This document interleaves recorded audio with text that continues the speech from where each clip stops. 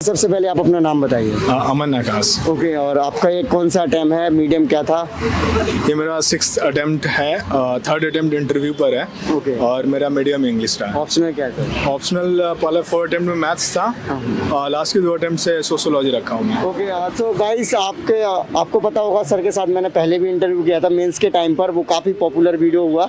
आप लोग कमेंट कर रहे थे कि सर से डिटेल में पूछना चाहिए, तो अभी मैं पूछने का ट्राई करूँगा। ओके, तो सर अभी आप इंटरव्यू देकर आ रहे हैं, फर्स्ट ऑफ ऑल आप ये बताइए कि इंटरव्यू कैसा रहा आपका? पहले मैं इसको आंसर दूँ, मैं उस वीडियो पे बोलना चाहूँगा कि मैंने सारे कमेंट्स पढ़े हैं जी, और मुझे सच में बहुत अच्छा लगा, बहुत प्यार मिला। लोग पूछते हैं कि 6 साल में मोटिवेशन क्या मिला था। एक चीज़ मैं ये वाला ज़रूर बोल सकता हूँ कि इतने प्यार मिले जो कमेंट्स में, वो मेरा ज़रूर एक मोटिवेशन रहेगा आगे के लिए भी। मैंने कमेंट्स देखे हैं पर अभी अप्रोप्रिएट टाइम नहीं समझा था उसको रिप्लाई करने का, तो इसलिए नहीं कर पाया था। बट अगर टाइम अच्छा रहा, मैं सक्सेसफुल होता हूँ, तो श्योर हर कमेंट्स में मैं रिप्लाई कर सकता हूँ। इंटरव्यू सही रहा। बेसिकली क्या होता है, बोर्ड उतने इनपुट्स देते नहीं है, इन वे थोड़ा पोकर फेस बना के रखते हैं, तो आपको समझ में नहीं आता कि आप सही जा रहे हो कि गलत जा रहे हो। बट एक चीज़ रहता है कि जो एक कंसिस्टेंसी आंसर में होती है, जैसे कॉन्स्टिट्यूशनल नॉर्म्स पर आप आंसर कर रहे हो, चीज़ों को एक्सप्लेन कर रहे हो, कोहेरेंट हो अपने पूरे आंसर्स में, तो वो शुरू से लेकर लास्ट तक मेंटेन करना होता है। तो क्वेश्चन से थोड़ा ट्रिकी 1-2, पर मैंने वो कोहेरेंस मेंटेन रखा, कंसिस्टेंसी रहा पर्सनालिटी में। मैं थोड़े बहुत इकोनॉमिक्स के ज़्यादा क्वेश्चन पूछे, तो ओवरऑल ठीक लगा, बट कुछ इनपुट मिला नहीं कि कैसा वो उनका रिएक्शन रहा। ओके, सो डेप्थ से रिलेटेड क्वेश्चंस पूछे गए, तो वो क्या क्वेश्चंस पूछे गए? डेप्थ से रिलेटेड उनका क्वेश्चंस था, पहले तो मेरा Indian foreign service first preference है, तो मैं स्टार्ट ही की कि IAS सब बोलते हैं, तुम IFS क्यों जा रहे हो जी। और मैंने जब आंसर किया तो उन्होंने बोला कि इकोनॉमिक डिप्लोमेसी बहुत इंपॉर्टेंट हो गई है आजकल, तो तुम बता सकते हो इकोनॉमिक डिप्लोमेसी क्या है। इसके लिए क्या है ना, ये इंटरलिंकेज है। इकोनॉमिक डिप्लोमेसी से वो ये जानना कोशिश करती हैं कि इसका रियली इंटरेस्ट है कि नहीं, इसको कुछ पता है कि नहीं सर्विसेज के बारे में, तो एक बैक लिंक होता है। तो मैंने इस आंसर को इस तरह से दिया ताकि बता सकूं कि हाँ, मुझे बैक लिंकेजेस पता है कि क्या हो रहा है, फॉरवर्ड वाला भी थोड़ा बहुत पता है। तो जब वो बताने पर वो सिवा सेटिस्फाइड कि हाँ ठीक है, सीरियस लड़का है, ही नोज थिंग्स। फिर उन्होंने पूछा डेप्थ से NCC का था, तो NCC में ABC सर्टिफिकेट ये होता क्या है, कैसे होता है, NCC इम्पॉर्टेंट है या नहीं है, हटा देना चाहिए कि रहना चाहिए। तो ये होता है कि आप किस ओरिएंटेशन से किसी चीज़ को देखते हो, एग्जिस्टिंग इंफ्रास्ट्रक्चर को आप पॉजिटिव वे में देखते हो या निगेटिव वे में देखते हो, वो सब थोड़ा बहुत पता चलने लगता है आंसर से। तो इन चीज़ों को पूछा और अच्छे से टैकल करा, मुझे लगता है। हेलो फ्रेंड्स, अपनी प्रिपरेशन को बेटर बनाने के लिए, पिछले साल के टॉपर्स के नोट्स के लिए, उनकी बुक लिस्ट के लिए और बड़ी कोचिंग के द्वारा दिए जाने वाले रिसोर्सेज या PDF के लिए और फ्री बुक लिस्ट के लिए, चाहे NCERT हो या फिर स्टैंडर्ड बुक्स हो, इन सब के लिए आप हमारा एक्सक्लूसिव टेलीग्राम चैनल जरूर ज्वाइन करें, जिसका लिंक आपको वीडियो के डिस्क्रिप्शन में मिल जाएगा। यहां पर आपको रेगुलर बेसिस पे एग्जाम्स के अपडेट मिलेंगे, साथ ही साथ यहां पर आपको डेली क्विज़ेस मिलेंगे, और तो और यहां पर आपको ऐसी बहुत सारी चीजें मिलेंगी जो आपकी प्रिपरेशन को आसान बनाने में बहुत हेल्प करेंगे। सो अगेन, लिंक वीडियो के डिस्क्रिप्शन में, हमारा टेलीग्राम चैनल जरूर ज्वाइन करें। सो आज आप जब इंटरव्यू देने आ रहे थे तो कुछ सोच रहे होगे, तो सर उसके अकॉर्डिंग कैसा रहा इंटरव्यू? क्या क्वेश्चंस कुछ सोचोगे कि ये पूछा जा सकता है, तो वैसा रहा कुछ? मैं तो क्या था ना, मैं बैंकिंग में हूँ, बैंकिंग सेक्टर से मेरा थोड़ा सा प्रोफेशनल जॉब का वो है, एक्सपीरियंस है। तो मेरे थोड़े से जो इंटरव्यू का माहौल था वो बैंकिंग और इकोनॉमिक्स पे ज़्यादा जा रहा था। जैसे फॉरेन सर्विसेज में भी इकोनॉमिक डिप्लोमेसी आ रही थी, बैंकिंग में भी बहुत आ रहे थे, बजट में भी बैंकिंग से आ रहे थे, तो वो बैंकिंग वाला कुछ ज़्यादा ही डोमिनेटिंग था। मुझे सिटी भी जो पूछा गया जहाँ पर मैं पोस्टेड था, उसी का लोकेशंस पूछा गया कि टूरिस्ट लोकेशंस क्या है, क्या क्या है। तो डेप्थ से एक ही चीज़ों से ज़्यादा गई, लेकिन क्या है कि अल्टीमेटली वो जो क्वालिटीज़ होते हैं ना, mental alertness, logical expression, depth of interest, वो एक ही फॉर्मेट से भी पता हो सकता है, क्योंकि बैंकिंग इतना लंबा चौड़ा है। उन्होंने बजट ये सब पूछा, तो उसे वो ट्रस्ट कर रहे थे कि हाँ ये है कि नहीं, तो टैप से ही था, लेकिन वो पूरे एक ही टॉपिक से ज़्यादा ब्रॉडर खींच रहे थे। ओके, सो जैसे कि आपका ये 3rd इंटरव्यू है सर, तो लास्ट टाइम भी आपके रिजल्ट आए होंगे प्रीलिम्स मेंस के, तो सर आपके इंटरव्यू में किस टाइम का उस लास्ट ईयर के कंपैरिजन करें तो क्या परफॉर्मेंस रहा था? लास्ट टाइम क्या था ना, मैं 2017-18 में था, उस समय काफ़ी यंग था, लाइक 22-23 साल का था, तो अलग ही एग्रेसिव नेचर में था मैं कि हाँ पूछ दिया, हाँ आता है मैं बताता हूँ। तो ऐसा होता है थोड़ा सा, उस समय पता नहीं होता एकदम, जो भी क्वेश्चन पूछे ब्रिक्स और सार्क और बिम्स्टेक में क्या है, मैं बोला सार्क तो गया, बिम्स्टेक आएगा, तो वो तो ना एक्सट्रीम जाता। प्रॉब्लम ये है कि बैलेंस ऑफ जजमेंट एक क्वालिटी है जो चेक होता है, राइट। ये अच्छा नहीं बनता था क्योंकि लगता है ये तो पूरा एक्सट्रीम ही खेल रहा है। तो वो ये इस बार जब मैं आया ना, तो मैं जानता था कि क्वेश्चंस का आंसर पर ज़्यादा वो ध्यान नहीं दे रहे हैं, मेरे आंसर से क्या क्वालिटीज़ उनको चेक करना है, वो अगर रिफ्लेक्ट होगा तो दे आर हैप्पी। तो मैं उस हिसाब से ही आंसर दे रहा था। मतलब इट डज नॉट, जैसे प्रीलिम्स और मेंस में जाते हैं ना हम लोग, इंटरव्यू भी उसी लेवल में है कि आपको उस ब्रैकेट में गिरना है जिस ब्रैकेट में ब्यूरोक्रेसी चाहती है आपको। तो पहले वो मेंटेन नहीं हो पाता था मेरे से, तो इस बार मैंने थोड़ा सा रखा, थोड़ा सॉफ्ट बोलना स्टार्ट किया हूँ। पर मेरे आवाज़ हैवी तो ऐसे मैं कम इन मैम ऐसे करता था, अब जाके प्यार से मैं कम इन मैम ऐसे। तो थोड़ा सा इन चीज़ों को रखा, बॉडी लैंग्वेज, जो क्वेश्चन नहीं आते थे थोड़ा सा वो करते हैं ना, आपको गाइड करते हैं, तो होता है कि हाँ थैंक यू सर आपकी भी बातें सही है। पहले एकोमोडेट ही नहीं करता था मैं, बोलता था जो बोल रहा हूँ वही सही है। लेकिन इस बार ये सब चेंजेस किया मैंने। तो ओके, सो अराउंड कितने टाइम तक इंटरव्यू चला था? मैं 30 मिनट तक चला, आई गेस की उस राउंड में 30 मिनट तक चला है। ओके, सो सर देखो लास्ट टाइम क्या था, तो स्टूडेंट पूछ रहे थे सर की स्ट्रेटजी पूछनी चाहिए, तो सर प्रीलिम से स्टार्ट करते हैं। जब आप 6 प्रीलिम्स आपने क्लियर किए बैक टू बैक, तो सर प्रीलिम्स की स्ट्रेटजी बताइए। प्रीलिम्स में आप में कितने क्वेश्चन अटेम्प्ट करते हो, लास्ट टाइम पे क्या करते हो प्रीलिम्स के लिए, रिवीजन क्या करते हो प्रीलिम्स के लिए? जैसे मैं ये बोलूँगा ना कि कभी कभी हम एक गेम खेलते थे हमारे स्कूल, मैंने स्कूल टीम था, मैं फुटबॉल टीम में था, तो हमारा एक प्लेयर थे, वो प्रैक्टिस में से बहुत अच्छा खेलते थे। पर जब वो मेन मैच होता था ना, उसमें जो हमारा सेकंड बेस्ट प्लेयर था वो बहुत अच्छा खेलता था। तो कभी कभी क्या होता है कि जब तक हम अपने आप को टेस्ट नहीं करेंगे, हमें पता ही नहीं होता कि हम कितने स्टैंड में रखते हैं। तो जब आप प्रीलिम्स का जब एग्ज़ाम देने जाते हो, वहाँ का स्ट्रेटजी बिल्कुल अलग होता है। हमारा मेन फोकस 90% स्टडी में रह जाता है कि मुझे ये भी कवर करना है, मुझे वो भी कवर करना है। और हमें पता ही है थोड़ा मार्केट फोर्सेस आ चुके हैं, तो बहुत सारे कोचिंग से बहुत सारे मटेरियल है, हम पढ़ते हैं तो ऐसा लगता है कि अरे यार ये तो मुझे आता ही नहीं है, तो उसको भी पढ़ लेता हूँ। आप नहीं इतना कवर कर सकते हो। यूपीएससी एक रेस है, वो कहानी नहीं सुनते थे कि एक बाघ 2 लड़कों के पीछे भाग रहा था, और दोनों बोल रहे, एक लड़का बोला कि अरे यार हम तो बाघ से तेज भाग नहीं सकते, तो दौड़ के क्यों मरे, रुक के मरते हैं। वो तो मैं बाघ से तेज नहीं भाग रहा हूँ, मैं तेरे से तेज भाग रहा हूँ, क्योंकि मुझे बस तेरे से तेज भागना, बाघ तुमको मारेगा तो मैं भाग जाऊँ। यूपीएससी में आप यूपीएससी से तेज नहीं भागो, मतलब हर चीज़ कवर नहीं कर सकते। मैं इतना पढ़ा हूँ, फिर भी मेरे 100 में 32 क्वेश्चन ही इस बार थे जो मेरे को एग्जैक्टली पता था, बाकी के 68 मेरे को नहीं पता था। लाइक कंफ्यूज था मैं 2 ऑप्शन में, 3 ऑप्शन में ऐसे कंफ्यूज था। तो आप हर बार प्रैक्टिस करो, मतलब पढ़ो एक सोर्स से और अपना प्रैक्टिस करो। और प्रैक्टिस ये नहीं कि 1 से 100 तक कर लिया, क्योंकि फिर आप पीछे पलटोगे ना, आपको याद ही नहीं रहेगा कि मैंने A का C क्यों मारा था। तो आप 1 से 5 वाला पहले करो, आप A का B करो, 2 का करो, पलट दो, तो आपको ब्रेन को पता रहेगा कि B C में मैं कंफ्यूज था, मैंने C मार दिया लेकिन आंसर B है, तो आप एप्टीट्यूड पकड़ने लगोगे। Prelims is all about aptitude. तो कभी कभी आपको नहीं भी आता तो एप्टीट्यूड पे सही करोगे। तो आप इसको प्रैक्टिस करो, सोर्स लिमिटेड रखो, और अपना एक स्कोरिंग, ऑप्टिमल स्कोरिंग देखो। जैसे मैं बता रहा हूँ 2017 में मुझे 48 क्वेश्चन एग्जैक्टली आते थे, क्योंकि उस समय पॉलिटी से 25 क्वेश्चन आ गया था और बहुत इजी आ गया था, तो 25 के वजह से हो गए थे, और 48 में एग्जैक्टली आते थे। तो मैंने 87 अटेम्प्ट किया कि मुझे जानता कि इससे ज़्यादा जाऊँगा निगेटिव होने लगा, तो 87। इस बार मेरे 32 आते थे, और 32 पे आपका होगा नहीं यार कि 64 ही आ रहे हैं, और उधर कंफ्यूजन रहेगा। तो मैंने कहा कि अब एक्सट्रीम जाओ, मैंने को 100 के 100 अटेम्प्ट कर दिया। Very nice. एक अटेम्प्ट में मेरे को 42 की 38 आता था, तो मैंने उसमें 92 किया। तो वो आपका ना मैथ्स का लगाना होगा प्रोबेबिलिटी कि आप कितने रेंज में ऑप्टिमम जा रहे हो। तो अगर आपको 40 आ रहे हैं तो आप 90-92 जाओ, आपकी एक्यूरेसी बहुत अच्छी है तो आप अगर 40 आ रहे हैं तो आप एक्यूरेसी बहुत अच्छी है तो आप 70-80 में भी 75 में भी जाओगे। लेकिन एक्यूरेसी खराब है तो आप 100 जाओगे। तो अपने आप को टेस्ट करो कि ये सब चीज़ें में आप कहाँ खड़े होते हो। पढ़ाई ही नहीं है, हमें बार बार ना वो पढ़ने को बोल देते हैं, बट वही है कि आप भले ही प्रैक्टिस में बेस्ट प्लेयर थे लेकिन मेन मैच में नहीं बन पाओगे, वो वाला चीज़ है। ओके, आप सब मॉक टेस्ट देते होगे जरूर प्रीलिम्स के लिए, तो सर मॉक टेस्ट कितने इंपॉर्टेंट लगते हैं आपको प्रीलिम्स के लिए? मॉक टेस्ट इम्पोर्टेंट है क्योंकि वहीं पर आप अपने आप को टेस्ट कर रहे हो जो पढ़ा हूँ कि आते हैं कि नहीं। मैं बस मॉक टेस्ट ये कहूँगा कि ना इसको एक्चुअल एग्जाम की तरह नहीं सोच के करना है। शुरुआत वाले जो सेक्शनल्स होते हैं आप as a source of study करो, क्योंकि उनमें वो चीज़ें होती है जो बुक में नहीं होती है, और वो बुक में भी होती है ना तो अंडरस्टैंडिंग कितनी वो चेक होने लगती है, तो आप वो गलत करने लगोगे।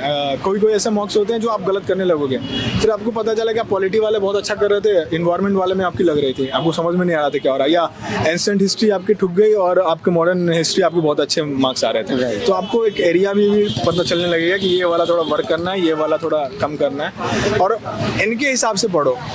पढ़ के यहाँ मत आओ, पढ़ने के साथ साथ वहाँ मौका भी रखो और दोनों को इंटीग्रेट करके आगे बढ़ते रहो, यही काम आएगी। क्योंकि आप कितना भी कर लो, फाइनल डे पर बहुत कम ही क्वेश्चन होंगे जो आप बहुत श्योर शॉट रहोगे। ओके, आप सोर्स की बात करें प्रीलिम्स की, तो प्रीलिम्स के लिए खास तौर पे आप क्या सोर्स फॉलो करते हैं? मैं लिमिटेड रखा हूँ, क्योंकि वहीं से जैसे मैंने करंट अफेयर्स के लिए विजन आईएएस का मंथली रखा है। मंथली करके जाओगे ना तो लास्ट में जो 365 वाला होता है वो नेचुरली कवर हो जाएगा थोड़ा बहुत। आप डायरेक्टली 365 में जो ओवरवेलम हो जाएगा, सिस्टम क्रैश कर जाएगा। तो बहुत बच्चे लास्ट में वो धड़कनें बढ़ जाती है ना, तो इसलिए क्योंकि आप एक ही बार उसको कवर करें। मेरा एडवाइस है कि आप मंथली करके जाओ, एक न्यूज़पेपर रखो, 2 मत जाओ। अल्टीमेटली क्या है कि आप जितना पढ़ रहे हो उतना नहीं निकालते हो, उससे 2% ही वहाँ निकाल पाते हो। तो 2 भी पढ़ोगे तो 2 ही % निकलने वाले हैं, तो उतना कुछ फर्क नहीं पड़ता। लिमिटेड ये रखो। हाँ, standard books, NCERT standard book में मेरा क्या था, अगर आपको लक्ष्मीकांत समझ में आ रहा है तो आपको एनसीईआरटी की पॉलिटी नहीं पढ़नी है। कोई बच्चे होते हैं ना कि यार वो वाला क्वेश्चन एनसीईआरटी में था, एक क्वेश्चन के लिए आप पूरा बुक पढ़ रहे हो, इट्स नॉट वर्थ इट। आप जो वो चांदनी चौक टू चाइना, मुझे एक मूव से डर लगता है जो आपने 1000 बार प्रैक्टिस की है, वो नहीं जो आप 1000 मूव जो आपने एक बार प्रैक्टिस की, वो यहीं पर होता है। एग्जाम प्रेशर इतना रहेगा कि जब आप बहुत ज़्यादा प्रैक्टिस जिस सोर्स से किए हो वहीं आपको हेल्प करेगा। तो लिमिटेड रखो, स्टैंडर्ड बुक, पॉलिटी कर लिए तो हो गया, एनसीईआरटी नहीं जाना। पर ज्योग्राफी जैसे है उसमें एनसीईआरटी जाओगे क्योंकि एनसीईआरटी में ज़्यादा अच्छा रखा है। हिस्ट्री में भी मोटे बुक्स में मत जाओ, छोटे पतले वाले में जाओ और प्रैक्टिस करते रहो, क्योंकि ऐसा ही है। सो मेंस की बात की जाए सर, मेंस के बारे में बताइए। मेंस तो मेरा थोड़ा वीक था। मेंस से मेरे को समझ में आ गया वही पढ़ना और लिखने वाली कला 2 अलग होती है, तो दोनों को आपको मिलाना होगा। जितने भी कभी हम देखते हैं ना, लगता है कि यार ये टॉपर कैसे बन गए, मतलब कभी होता है फील आप जब जज करने लगते हो कि कैसे बन गए। वो इसलिए बन गए क्योंकि वो राइटिंग में बहुत अच्छे थे और पढ़ने में सब बराबर ही होते हैं, तो आपको राइटिंग वाली में भी निखार लानी होगी। अब ऐसा नहीं पढ़ जाना कि लिखने में कूद जाओ कि कुछ नहीं आ रहा तो भी लिख दिए, ऐसा नहीं है। आप थोड़ा सा बेस बना लो और फिर लिखना स्टार्ट करो। क्या होता है, आपको एग्जामिनर का लाइफ ईजी करना है तो थोड़ा इनोवेटिव इन द सेंस कि पॉइंट में लिखो, अंडरलाइन करो, ये बहुत मैटर करता है। कैसे लिखते हो बहुत ज़्यादा मैटर करता है कि आप क्या लिखते हो, क्योंकि आप अगर एग्जामिनर को अपना आंसर पढ़वा दोगे तो वो आपको मार्क्स दे देगा। तो वो वाला ध्यान। ओके, तो आंसर राइटिंग के लिए आप खास तौर पे क्या करते थे? मैंने एक टेस्ट सीरीज ज्वाइन कर लिया था क्योंकि ज़्यादा टाइम मिलता नहीं है, तो आप खुद से इतना इवेलुएट नहीं कर सकते हो। तो मैं, और एक डिसिप्लिन भी चाहिए होता है, कभी मोटिवेशन नहीं होता तो कोर्सन काम आता है। तो मैंने टेस्ट सीरीज ज्वाइन किया था, उसमें मैंने टेस्ट लिखे थे, और उसके बाद मैं कुछ चीज़ें अपने से भी लिखता था। मतलब नोट में कोई टॉपिक आ गया तो उस टॉपिक को नहीं लिखना। हम क्या करते हैं ना, जब किसी टॉपिक करंट अफेयर्स उठाते हैं ना तो उसमें जो डिटेल्ड है वही लिख देते हैं। नहीं, आप उससे एक पिकअप करो, इकोनॉमिक में क्या इम्पैक्ट है, सोशियो में क्या इम्पैक्ट है, कल्चरल में क्या इम्पैक्ट है, इंटरनेशनल में क्या इम्पैक्ट है, उस टॉपिक पर 4 ब्रॉड कर दो। जैसे एक आया था कि ड्रोन अटैक हुआ था यूएई में, तो ड्रोन क्या है, ये नहीं है। आप पॉलिटिकल इम्पैक्ट क्या पड़ा, इंटरनेशनल इम्पैक्ट क्या पड़ा, टेररिज्म इम्पैक्ट क्या पड़ा, कल्चरल इम्पैक्ट क्या पड़ा, वो न्यूज़पेपर से उठाओ। ऐसे प्रैक्टिस करोगे ना, आपका आंसर भी फाइनल में इसी टेम्पलेट में निकलेगा और काफ़ी होलिस्टिक लगेगा। ओके, सो बात की जाए इंटरव्यू के बारे में कि इंटरव्यू के लिए कैसे तैयारी करते हो, इसके पहले सर ये बताइए, जैसे कि आपका ये 6th अटैम्प्ट था, तो ऑब्वियसली बात है कि फर्स्ट अटैम्प्ट जब आपने दिया होगा तो तैयारी ऑलमोस्ट पूरी कर ही ली हो, सिलेबस तो कवर किया होगा, तो अब क्या उसी एफिशिएंसी के साथ आप दोबारा पढ़ते रहते हो अगले एग्जाम के लिए, फिर से वही चीज़ें, फिर से उतना ही टाइम, उतना ही प्रैक्टिस, उतना ही क्षमता के साथ? मैं ये एक बोलते हैं ना कि first attempt is the best attempt, क्योंकि उसमें सोर्सेज आपके बहुत लिमिटेड होते हैं और आप एनर्जी से भरे रहते हो और आपको डर नहीं लगता है। कुछ लिखते हो तो आप सोचते नहीं, लिख देते हो, लेकिन आप जब आगे जाने लगते हो ना तो आपका बैकलॉग होने लगता है। फर्स्ट अटेम्प्ट के इतने मटेरियल, सेकंड अटेम्प्ट के एक्स्ट्रा मटेरियल, थर्ड अटेम्प्ट के। मैं बताऊँ, आज मैं आया हूँ ना, मैं 2015-16 का इकोनॉमिक सर्वे, 16-17, 17-18, 18-19, 20-21 ऐसे पढ़ के आया हूँ। क्यों? क्योंकि आप एक बार पढ़ चुके हैं ना, इन्वेस्टेड हो गया, तो ये वाला इशू होने लगता है कि आप इमोशनल इन्वेस्टमेंट रहते हैं तो आप सोचते हो पढ़ लेता हूँ, लेकिन इसको थोड़ा कंट्रोल करना होता है। जो आपका जैसे इंटरव्यू था तो मेरे को मालूम था कि इकोनॉमिक सर्विस आएगा, बैंकिंग है, डिप्लोमेसी, इंडियन फॉरेन सर्विसेज है, तो पूछेंगे और पूछा भी उन्होंने। मैंने 17-18 का एक इकोनॉमिक सर्विस का फैक्ट कोट किया। तो आपको पता होना चाहिए कि कहाँ जा रहा है, हमारी नैया किस नदी से गुजर रही है और वो सब क्या है, तो इसको ही रख के सब कुछ, आपको सब कुछ पता है, आप उसी पर रखो। और मोटिवेशन की बात क्या करें, यूपीएससी तो एडिक्शन बोलते ही हैं। तो ये है, आपको ढूंढना नहीं पड़ेगा, आपके अंदर से खुद आ जाएगा। Right sir, okay. हाँ सर, जैसे कि अभी आपने बताया इसके बारे में कि आपके पास सिलेबस और कंटेंट ज़्यादा हो जाता है जितनी ज़्यादा प्रिपरेशन करते रहते हो। सर, आपके एथिक्स और ऐसे के लिए क्या करते हो? क्योंकि स्टूडेंट्स कहते हैं बार बार कि एथिक्स का पेपर अच्छा नहीं रहा है, फिर ऐसे में अच्छे से नहीं किया, तो इनके लिए आप क्या करते हो? हमें थोड़ा, मुझे लगता है मैं कंफर्टेबल हूँ उसका आंसर देने के लिए, क्योंकि मैंने फर्स्ट अटेम्प्ट में मेरे 156 आए थे ऐसे में, और सेकंड में 161 आए थे। तो इसी कारण से मुझे इंटरव्यू का कॉल भी आया था। तो देखो, ऐसे का क्या होता है ना, हम तैयारी करते नहीं है क्योंकि हमको लगता है कि जीएस से हो जाएगा। पर पहले होता था कि जीएस हो जाता था, अब नहीं हो पाता है। तो आपको क्या है ना, थोड़ा बहुत फिक्शन पढ़ना होगा, फिक्शन की जो चीज़ें होती हैं, या थोड़ी बहुत एनेक्डोट होता है जो पढ़ना होता है, चीज़ें कैसे कोलैबोरेट करिए, एक जैसे ब्रेक करते हैं टेम्पलेट पर, एंशिएंट इंडिया में क्या हुआ, मिडिवल इंडिया में क्या हुआ, इसमें क्या हुआ, फिर सेक्टोरल जाते हैं, पॉलिटिकल में क्या हुआ, सोशल में क्या हुआ, इकोनॉमिकल में, कल्चरल में क्या हुआ। तो आप एक चीज़ें पर सोचो, जैसे वहाँ ग्लास रखा हुआ है, तो ग्लास का एक डिफरेंट यूजेस, ऐसा थोड़ा ब्रेन को ट्रेन कर सकते हैं। पानी पीने के लिए, अब इसको डेकोरेट करने के लिए, अगर कोई खतरे में है तो ब्रेक करके घुसा भी, मतलब मार भी देगा, तो प्रोटेक्शन के लिए। तो जब ऐसे ऐसे टॉपिक सोचोगे ना लंबा करके, तो आपका वो ऐसे में भी ऐसे ब्रॉड होने लगेगा। तो आपको इन डेप्थ नहीं जाना, थोड़ा थोड़ा कवर करके हर डोमेन को टच करना है, तो उससे बहुत ज़्यादा होगा। और थोड़े बहुत बैकिंग दे दो, जैसे एक का नाम लिख लो कि ये वाला चीज़ इसने बोला था, तो लेजिटिमेसी बढ़ जाती है। उसको लगता है कि हाँ, ये अपना ज्ञान नहीं दे रहा, किसी और का चीज़ें जानता है, तो उससे लेजिटिमेसी बढ़ती है। ओके, सो इंटरव्यू के लिए खास तौर पे आप क्या प्रिपरेशन करते रहे, फिर इंटरव्यू के लिए कुछ ज़्यादा नहीं होता? इंटरव्यू के लिए मैंने प्रिपेयर किया था, क्योंकि पहले मैं बोला, मेरा एग्रेसिव टोन था, सैनिक स्कूल से हूँ, तो मिलिट्री वाला था, यस सर यहाँ होता नहीं चाहिए होता यहाँ पर। तो पहले एक्सट्रीम आंसर आता था, पहले मुझे ये आइडिया भी नहीं था कि चेक करते क्या है, तो हम आंसर्स पर ज़्यादा ध्यान देते कि इसका आंसर ऐसे देना है। बट प्रॉब्लम होता है ना कि वो उसके थ्रू कुछ और चेक कर रहे हैं। तो मैंने पहले देखा वो क्या चेक करते हैं। पहला मेंटल अलर्टनेस था, लॉजिकल एक्सप्रेशन था, बैलेंस ऑफ जजमेंट था, मोरल इंटीग्रिटी था, लॉजिकल ये सब थोड़ा चीज़ें चेक करते हैं। तो अब जैसे कम्युनल राइट्स पूछा उन्होंने मुझसे ना, तो मुझसे देख रहा था कि मैं रैशनल हूँ कि क्या हूँ। तो मैं जानता था कि ये वाला टोन में जा रहा है, तो मैंने बोला कि sir communal riots religious elements के साथ साथ पॉलिटिकल, सोशल, सेकुलर एलिमेंट्स भी हैं। तो बोला एक्सप्लेन करो, तो वो बताया। तो ऐसा क्या होता है कि कवर आपने ज़्यादा किया, रैशनल सेल्फ में रहे, कॉन्स्टिट्यूशनल के नॉर्म्स बोले तो हाँ कॉन्स्टिट्यूशनल वाला भी है। तो बेसिकली क्या होता है कि चीज़ें आपको वही बोलनी है, बट उनसे ध्यान देना है कि आप हेल्प कर रहे हो इंटरव्यूअर को, वो आप में वो क्वालिटी फाइंड कराना हो, तो आप हेल्प करो कि हाँ सर ये वाला मेरे आंसर से आपको ये पता चल रहा है। तो वो चीज़ें मैंने ध्यान रखा है इस बार कि एकदम एक्सट्रीम नहीं जाना है, तो रखना है। ओके, सो सर जैसे कि लास्ट इंटरव्यू में पूछ ही चुका था कि क्या ऐसी कमियां रहती थी बार बार एग्जाम्स में। अब आप ये बताइए सर, आपने 6 अटेम्प्ट दे दिए, इसके बाद आपके एक्सपीरियंस के अनुसार जो स्टूडेंट्स फर्स्ट या सेकंड अटेम्प्ट में ही सफलता को पालें, तो उनको ऐसा क्या करना चाहिए, स्टार्टिंग से क्या अप्रोच लेकर चलना चाहिए? देखिए, मैं एक रियलिटी जानता हूँ क्या होता है। वो एक डायलॉग है जो हमेशा आता है कि मोहल्ले की परवाह करते करते पूरा शहर जला डाला।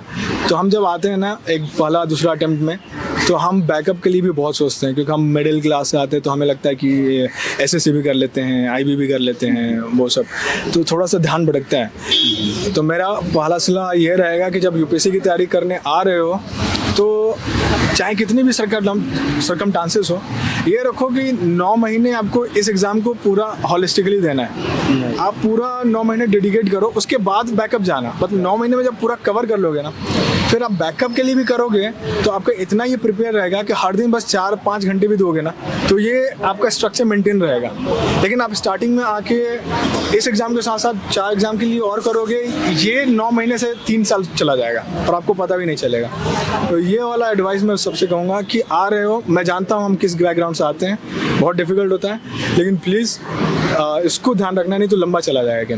दूसरा क्या होगा, ज़्यादा सोर्सेस फैलाना नहीं है। आपको कवर ड्राइव आती है तो आप चौका और छक्का दोनों मार सकते हो। तो आपको एक कंटेंट आता है तो आप उससे आंसर सही कर दोगे 2-3, बट एक कंटेंट के लिए, कवर ड्राइव के लिए आपको 5 कंटेंट नहीं लाना है। तो एक से ध्यान रखो। तो वही है कि एक सोर्स पर ध्यान रखो, अच्छा सोर्स चुनो, मतलब जिस पर आपको फेथ है, और उसको करते हुए फिर आप आगे की मतलब तैयारी करो। ज़्यादा लंबा मत करो, इसको छोटा रखो, ये दोनों मिल रहे हैं। ओके, सो बात की जाए जैसे कि आप कितने घंटे एवरेज मतलब प्रिपरेशन के लिए देते हो डेली? मैं वो पिछले वाला वीडियो में 5-6 घंटा बोला था और फिर 8 बोला था, थोड़ा सा नीचे लिखे थे लोगों ने। एक्चुअली क्या होता है, मैंने उसमें वो वाला रखा था, आप न्यूज़पेपर रीडिंग को काउंट मत करो 5-6 में। तो कभी कभी होता है हम 3 घंटे न्यूज़पेपर पढ़ते हैं, बोलते हैं कि अरे हम बहुत पढ़ लिए, तो न्यूज़पेपर हटा दो। और आपको वीडियो लेक्चर ये सब भी करो, आंसर राइटिंग भी करो, उसको भी हटा दो। इनफैक्ट मॉक टेस्ट को भी हटाओ। इनको हटाने के बाद 5-6 घंटे ये राइट। ओके, सो स्टूडेंट्स क्या होते हैं कि प्रिपरेशन में आते हैं तो कभी इसकी गाइडेंस, कभी उसकी गाइडेंस, कभी इस ऑफिसर से, तो क्या लगता है कि आपको गाइडेंस किस हद तक हेल्पफुल रहती है प्रिपरेशन? गाइडेंस का तो बहुत अच्छा बड़ा रोल है। जो फर्स्ट वाले निकालते हैं, सेकंड वाले निकालते हैं, वो प्रोडिगी उतने नहीं होते, उनको अच्छा रास्ता सिखा दिया जाता है कि इधर से जाना है। तो वो वेल गाइडेड होते हैं, वो चले जाते हैं। हाँ, बाकी लोग जो आते हैं उनको पता ही नहीं चलता किस रास्ते पर जाना है, उसी में 3-4 साल निकल जाते हैं, फिर पता चलता है तो भागते हैं। और कईयों को तो बहुत लेट हो जाता है, लास्ट तक ही पता नहीं चलता है। तो गाइडेंस की इम्पोर्टेंस है, बट प्रॉब्लम यह है कि लेजिटिमेट गाइडेंस है नहीं।